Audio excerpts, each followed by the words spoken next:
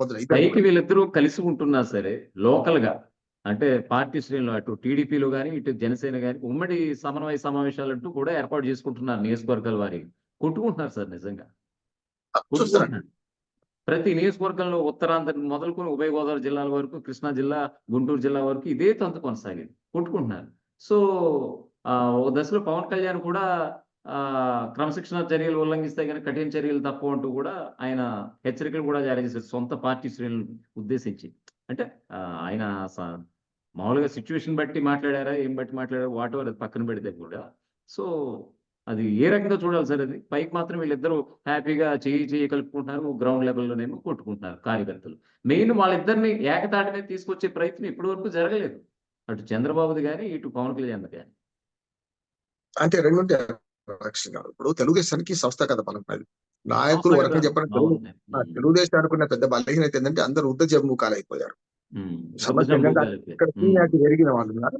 యువ రక్తం అక్కడ లేదు. నేను ఎప్పుడు చెప్తుంటాను. యువతలోని ఆవేశము, పెద్దవాళ్ళలోని ఆలోచన ఈ 2 కలిస్తే రాజకీయం మంచిగుంటది. ఇవాళ పవన్ కళ్యాణ్ యూత్ బలం మరి, ఇక్కడనేమో పెద్దల ఆలోచన ఉంది. ఈ 2 కలగలపాలి. కలగలపాలంటే ఎవరో ఒకరు త్యాగం చేయాలి. ఆ అవునండి. విషయంలో మన పవన్ కళ్యాణ్ ఆహ్వానం చేస్తున్నాను ఏంటంటే, గత 2 ఏళ్లుగా ఆయన అదే మాట్లాడుతున్నా. 2 ఏళ్లుగా ఇవాళగా నిన్న కాదు. నేను తగ్గుతాను అవసరం. నా అభిమానులు నన్ను ముఖ్యమంత్రిగా చూడాలని కోరుకుంటున్నారు. కానీ నేను తగ్గుతాను. అవసరమైతే వైసీపీ శత్రువును ఓడించాలి. శత్రువు మిత్రుడు అన్నట్టు మనం ఇద్దరం కలుద్దాం, ముగ్గురం కలుద్దాం అవసరమైతే. బీజేపీ తృణీకరించిన నన్ను కాదనుకుంటే మీతోనే కలిసి పనిచేస్తా అనేంత సీన్ క్రియేట్ చేశారు. మొన్నైతే చంద్రబాబు నాయుడు జైల్లో ఉన్నప్పుడు మనం చూస్తున్నాం కదా. బీజేపీతో ఏం మాట్లాడకుండా డైరెక్ట్ గా మీతో కలిసి ఉంటాను బహిరంగ ప్రకటించారు. అంటే బోళాతనం ఏంటంటే పవన్ కళ్యాణ్ అనుకున్నది అప్పుడే చెప్పేస్తాడు. అక్కడ రాజకీయ కాకపోతే ఏమవుతుందంటే మీరు అన్నది సెకండ్ క్యాడర్ లేదు కదా. మనకు మనోహర్ గారు కనిపిస్తున్నారు అక్కడ. మనోహర్ గారు కూడా చాలా వైజ్ మ్యాన్. వారి తండ్రి నుంచి వారసత్వంగా వచ్చిండు. ఆయన స్పీకర్ గా చేసిండు. ఆయనకు రాజకీయ అనుభవం ఉంది కనుక ఆయన చెప్తే వింటుండో లేదో, ఈయన చెప్తే ఎవరు పవన్ కళ్యాణ్ కానీ ఆయన బయటపడడం లేదు. అంతే. అంతకుముందు మనకు జేడి లక్ష్మీనారాయణ గారు కూడా ఆ పార్టీ నుంచి పోటీ చేశారు. ఆయనకు అర్థమైంది. ఆయన కూడా దుందుడుకు మనిషి కాదు కనుక, నా ఫ్రెండే లక్ష్మీనారాయణ గారు కనుక ఆయన ఏం చేశాడు, ఎక్కడ తిట్టకుండా నా అంతలో నేను బయటకు వస్తాను. ఆయన వైజ్ మ్యాన్ గా బయటకు వచ్చాను. పవన్ కళ్యాణ్ తప్పు చేసిండు కూడా అనలే. అదండి నేను ఆ చేరినా వీలు కాలేదు, మళ్ళీ బయటకు వస్తున్నా వ్యక్తిగత కారణాలు అన్నట్టు. కానీ చాలా మంది పార్టీ నుంచి బయట వెళ్ళినప్పుడు అప్పటిదాకా మిత్రుడుగా ఉన్నవాడిని బండబూతులు తిట్టి బయటకు వెళ్తారు కదా. మనకు కేటీ గారు అట్లా చేయలేదు. ఇప్పుడు మనకు మనోహర్ గారు కూడా, మనకు నాదెళ్ల మనోహర్ గారు కూడా అదే వైజ్ మ్యాన్ గా ఉన్నారు. వాళ్ళు ఆయన చెప్తున్న సలహాలు ఎంతవరకు పాటిస్తున్న తెలియదు కానీ సెకండ్ క్యాడర్ గా ఇమ్మీడియట్ పవన్ కళ్యాణ్ తర్వాత నాయకుడిగా ఆయన గుర్తించారు. దాని తర్వాత మనకు మన నాగబాబు గారు ఉన్నారు.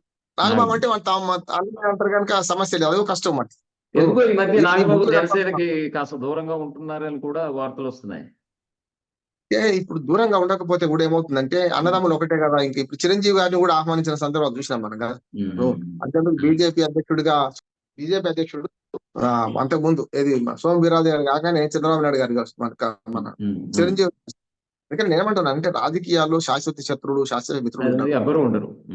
రాజకీయాల్లో ఆత్మహత్యలు తప్ప హత్యలు ఉండవు. ఇవాళ తెలంగాణలో జరిగిందంటే రేపు అక్కడ జరగబోయేది అది.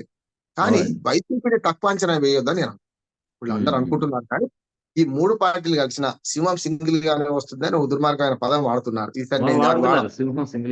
వాడుతున్నారు. ఏమంటున్నానంటే సింగిల్ గా వచ్చిన సింహం ఇక్కడ ఏమైంది అని నేను అంటున్నాను.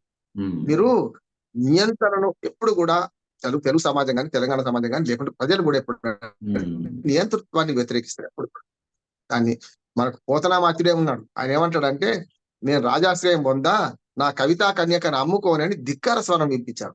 తెలుగు ప్రజలకు అది ఉంది అంటున్నాడు. ఇవాళ ప్రజలకు పార్టీలు తప్పు చేస్తే పార్టీలను నిలబెడుతున్నారు. ఎవరికి ఎక్కడ పెట్టారో అక్కడ పెడుతున్నారు. చూశాక రాజస్థాన్ లో ఏమైంది, ఛత్తీస్గఢ్ లో ఏమైంది,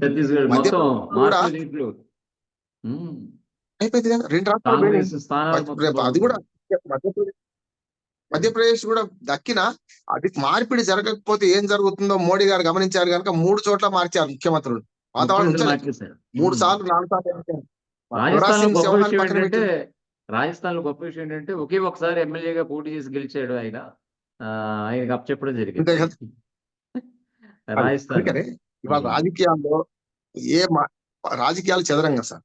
ఈ చదరంగంలో ఏ పావు ఎక్కడ వాడితే చెప్పని ఒక్కసారి మంత్రికి చెక్ పెడతాడా, రాజే పోతాడా, ಕೆಲವು సైనికుడు కూడా పనిచేస్తారు. అందుకని రాజకీయ చదరంగంలో ఎవరిని గుడిసెలో ఉన్న గుడ్డి ముసలామని కూడా అశ్రద్ధ చేస్తే ఏమవుతుందో మనం రాజకీయాలు చూస్తున్నాం.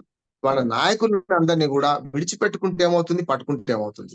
అందుకని ఆళ్ళ రామకృష్ణ గారి విషయంలో తప్పు చేశారా, ఒప్పు చేశారా అనేది రేపు తేలుతుంది, ఇప్పుడు తేలదు. అవునండి. ఇప్పుడు పరిణామాలు నడుస్తున్న చరిత్రలో మనం తీర్పు చెప్పలేము. అవును. నడుస్తున్న చరిత్రగా మారినాక వర్తమానం గతంలోకి పోయినప్పుడు అప్పుడు తీర్పు చెప్పగలుగుతాం. అవునండి. అవును.